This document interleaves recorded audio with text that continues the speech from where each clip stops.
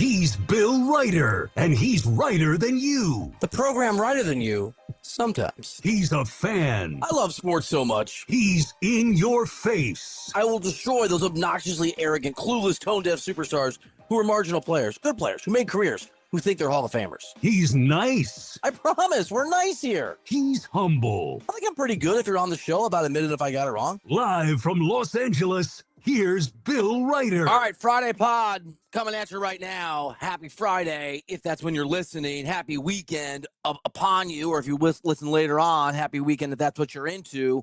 Pretty Daddy is here today. I did not do Bum of the Week last week. Should almost make me Bum of the Week, but I had a birthday exception. So we'll do it this week. There's a bunch of nominees. I have a theory. This actually hit me last night. I was sleeping. I was laying down. My wife was still talking to me. I was definitely ignoring her. I was asking, shh. I was about to sleep, and then I had this idea for a take, and I woke up, and I actually wrote it down on my phone. Then I woke up this morning, I'm like, maybe that's stupid. I'm not sure. I think it's smart, but it could be dumb. I'm going to run it by Pretty Daddy in a little bit. I want to start here with a love letter to an athlete. And look, I can be a little, as a sports fan, too grizzled, too journalistic, taking stuff for granted too often. And by the way, I'm basically Mary Poppins. I mean, I'm Juliet or Romeo compared to Pretty Daddy when it comes to sort of the grizzled reality of when you work in sports. Sometimes you take sports for granted. You focus on the negative stories a little too much. I try not to. There's always an athlete every sort of cycle that just punches through all those. I don't know if they're defenses or I take for granted sports or I work in it or whatever it is. And some of it is I have known so many athletes who have not been as people the thing that they are as superstars, as legends. And it goes the other way too, that I get a little defensive. And Shohei Ohtani pushes through every single one of them. I know yesterday Shohei was in a World Baseball Classic that many of you don't care about against a team in Taiwan that is not exactly a sporting baseball powerhouse. And they won Japan World Baseball Classic opening round of their group? I don't know what it's called. Group games, group stage games. They won, I think it was 13-0 with a mercy rule. The last time that I could remember a mercy rule is when I played Double-A in Naperville, Illinois as a 13-year-old. I was a good little ball player. This is for kids. It's not supposed to be for professional, competitive, high-level baseball. I don't care. What I care about is that yesterday Shohei Ohtani hit a grand slam in this runaway competition and just reminded me he's the best athlete on the face of the earth in terms of current form. We had this conversation last week or this week. You want to put Messi higher, who was just at the White House, still plays in MLS, cool, whatever. Messi's not the Messi that he used to be. You're a Ronaldo person, soccer-wise. You've lost your right to talk about sports. I'm aware that Tom Brady is still out there doing stuff with the Raiders, but he's not actually playing, right? I'm talking current athletes currently playing at their level. There's nobody I'd rather be around than Shohei Ohtani, that I'd rather watch. 3 for 4 yesterday, 5 runs driven in. And I've talked about this the last week or so as I have started to transition into this baseball season, the first one in 6 or 7 years where I'm not covering the NBA full time.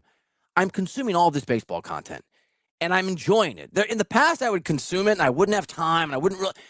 And I am gravitating to Dodger stories. I read a Shohei Ohtani ESPN story a couple days ago that was super long. I read it twice. And sometimes I'll read something in this job, and then I'll read it again, and I'll get my little pencil out and my paper, and I'll write it all down because I want the information. I just read it again because I was interested. And I've talked about the fact that I'm leaning toward, I don't know what the term is, Dodgers fan. It's not really Dodgers fan. I'm a Cubs fan. But I'm going to take my son Henry to Dodgers games, which he doesn't know yet. I'm going to surprise him with a bunch. And it just hit me that when the Dodgers bought Shohei Ohtani, when they gave him $1 billion and they put a lot of it down the line, and they didn't steal him. He's a free agent. They took him from the Angels, and they really reinforced a few years ago that they're not just the best run team in baseball. They're the highest spending team. They can flex that financial muscle when they want to, team in baseball. Shohei was the exclamation point. They didn't just buy the best player in the game. They didn't just buy, I think, the best player in the history of the game. And Bogusch and I revisited yesterday this thing I believe, this thing I'm interested in, where there's a reality and there's a reality the public accepts. It doesn't matter if you're the best writer of all time. If you don't get read, nobody's going to pay attention. Is Hemingway the best writer of his generation? I don't know. He's the best writer, is the most famous. Are there baseball players maybe who are better than Shohei Ohtani? Maybe. If he wins a Cy Young Award, it won't matter. People will see, I think, that he's the greatest of all time, whether or not you want to say Bonds or you want to say Ruth or you want to say Ted Williams, as I'm sort of partial to Ted Williams. When the Dodgers bought that guy, they didn't just buy his greatness. They didn't just buy his ability to expand in the international market, which is part of what the Dodgers' game plan is. They bought my goodwill. And that's what struck me last night watching the highlights, actually this morning, of Shohei doing his thing. And I said this, I think, yesterday, the day before. It sounds so un-American. I'm rooting for Spain over America. I promise, and I love America. When the World Baseball Classic happened several years ago, and Shohei Ohtani was facing Mike Trout in the craziest at-bat I've ever seen in a competitive situation, because they were teammates of the Angels at the time. It was for the whole shebang. Shohei's on the mound. Trout's at still the sort of height of his powers, and Shohei struck him out. I went into that at bat, and I was in a newsroom in Stamford, Connecticut, with a bunch of CBS Sports HQ colleagues, friends, producers, like guys, folks I really like. And I went into that at bat, like, I was like, it's happening. Wanting America to win, wanting Mike Trout to do whatever had to be done, right? Draw a walk, bases were loaded, if I remember right, down by a run. It was an incredible moment. And by the end of the at bat, I wanted Shohei to strike him out, which he did.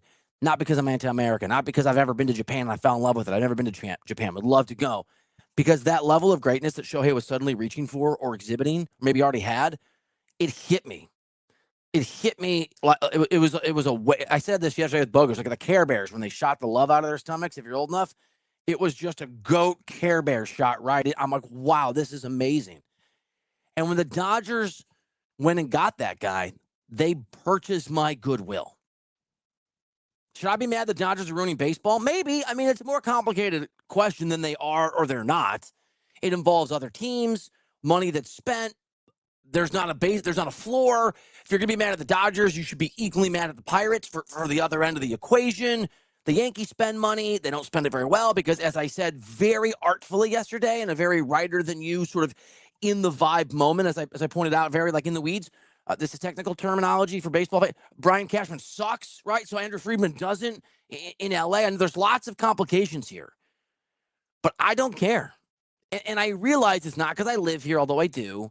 It's not because I consume Dodgers content. I do consume Dodgers content. But it doesn't captivate me the way Shohei does. And this is the thing. And I would make the joke that it makes me a bad sports fan. It really doesn't. It speaks to Shohei's greatness. Because I've been consuming so much baseball content, I had some time to think about it. Cubs content. I grew up a Cubs fan, so that's me. And if you grew up something else, that unless you're Stu, and then his girlfriend has to tell him who to root for. But if you're anyone else, right, you have a team that you love. And if you still love them, when I read Cubs content, it captures me on a certain level. I thought Dodgers content had gotten to the same place, but it's actually below. I'm interested, but I'm kind of interested in the way that I am in an NBA team in my market, or I'd like to be with the Kings because I want to get into hockey, or I am with all NFL content. Interested, really interested, not emotional. What I realize is Shohei is above Cubs content for me, just in terms of when I read it, how it captivates me and how it makes me feel. Shohei Ohtani is the greatest player in the history of the game, but he's proving it in real time. And not every GOAT gets there. Some GOATs are GOATs, and they don't actually get the resume constructed because things happen that complete the magic. Tiger Woods is that. Is Tiger the best golfer of all time? I think so. We're getting into some semantics here. Is he the GOAT? He didn't pass Jack, and he should have, and we know all the reasons why. And I think some of the Shohei magic for me, some of the force field of his greatness, some World Baseball Classic that I frankly should. I mean, Japan, Taiwan, I don't care. I shouldn't care. And I'm so into it. I mean, if Shohei Ohtani showed up at my kid doesn't play Little League, but my buddy's Little League game and played against the Little Leaguers, would I be equally captivated? Apparently, because that's basically what the Taiwan team looked like. The thing about it is, I'm watching. I have a second bite of the apple at what I had with Tiger Woods. I have a guy who should be the GOAT and who's probably going to get there. And I get to watch it unfold and happen. I already know he can do it. That's the hero story. The thing about watching whatever, Lord of the Rings or any of these movies, Fast and the Furious, Tom's like, oh, I'll drive fast, I'm going to do it. It's, you know what's going to happen, but it's the magic of watching the hero get it done. I'm getting super high. This is how Pollyannish I am with Shohei. Only I don't know if he's going to get it done. Because I saw Tiger Woods. And I'm not judging Tiger's marriage, and I'm not judging Shohei's, choice of friends. It's not as if Shohei is pristine in his. He's not an infallible human being. And the gambling scandal, where his former translator and best friend went to prison over it, is just a reminder you don't know what hurdles are out there. Here's the other thing that's real about Shohei that I love, that I find fascinating. Probably the best player of our generation of sports fans. I'm just talking the last 30 years, right? You can be 20, this is true. You can be 48. 48. It's true. You can be 52 like Tom. It's true. He's in his 30s. Barry Bonds is the guy. And I'm old enough to remember Barry Bonds when he was so good and he was built like a baseball player. I remember Barry Bonds when he was built like a roided out workout fiend. Barry Bonds has 7 MVPs. It's the most in the history of the game. Shohei has 4. Barry Bonds would have been a top, I don't know what it is, 20 player, which is a big deal in baseball. 30, it's a lot different because obviously the game has a longer history. Barry would have been whatever it was without the home runs and the sort of watching Sammy Sosa and Mark McGwire in 98 and sort of going, I want to do that. But Barry Bonds wasn't likable. And that was before the cheating, the steroids, and the ugliness. He wasn't a likable person. Shohei Ohtani, and this is a cultural thing, right? I mean, Americans are cocky. People think I'm cocky. I think I'm a nice man. Shohei Ohtani bows to his opponents. He says hi to the umpire every time. He salutes baseball. There's a world where the politest star in the history of the game is going to replace one of the most controversial. And I'm not trying to erase Barry Bonds' greatness. I'm just saying on top of Shohei being an amazing, amazing, amazing player, he's super likable. Ronaldo in soccer, not likable. Barry Bonds, not likable. Tom Brady, not very likable. He had a little bit of a window of likability, and then he took over the Raiders. And I feel like I know where that's going. I'm thinking baseball greats. I mean, Pete Rose was a hero of mine, and I met him. Not likable for all the reasons he shouldn't be likable. A-Rod, not kind of a goofball, not likable. Shohei Ohtani isn't just the most mesmerizing athlete of this generation, and I don't just mean baseball. He is this force that's so easy to root for that he's rewriting how I view baseball greats, kind, polite, bowing to the opposition, and he's making it really easy to root for the Dodgers. And it's so brilliant by the Dodgers, probably not what they intended. How do you root against? Maybe you do. I'm sure you can. I can't root against a team where my kid's hero is this polite. My son recognizes that Shohei Ohtani is doing crazy things and is super nice and polite. That stuff has value. So that's it. It's my love letter. There's no like big take here other than it struck me that what's actually pulling me into sort of Dodgers world. And I live in LA, so it's easier. My son is here, so it makes more sense. But part of the reason I think it's good for baseball that the Dodgers win. It's good for baseball that you get tired of this team. It's good for baseball that this is the organization that overspends and outperforms everyone else because they're going to take the greatest player of this generation, probably of all time, and they're going to lift him up in a way that Mike Trout never got lifted up. I mean, part of the magic of Mantle or Babe Ruth or DiMaggio, right, is the fact that Yankees have won for generations and generations and generations. Mickey Mantle's not Mickey Mantle if there isn't greatness in World Series and opportunities. We've seen baseball players. And this is unique to baseball. You can be the best player on the face of the earth. You can be historically great for a long run, and your greatness alone is not enough to make your team even a playoff team. And Mike Trout, unfortunately, the guy that got struck out by Shohei, is the perfect example of this. If you are the Mike Trout of the National Football League, you have at least 2 Super Bowls, and you're underwhelming Peyton Manning.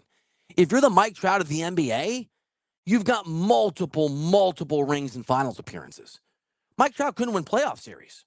And in another way, and this is the universe in baseball being magical, when Shohei struck out Mike Trout, he didn't just take from him the mantle of best player in the world.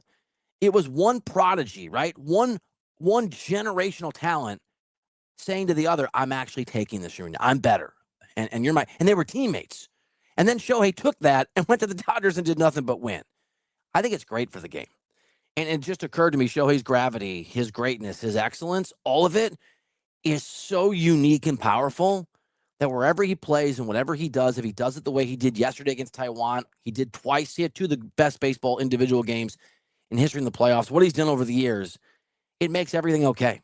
Even if it's the Dodgers obnoxiously dominating teams like my Cubs or your Mets. I would say your Yankees, but you guys aren't even making the World Series because Brian Cashman's your GM. All right, we're going to come back. Happy Friday. I'm going to run a theory, very similar thing, but opposite conclusion. A team that is also great, but I think bad for their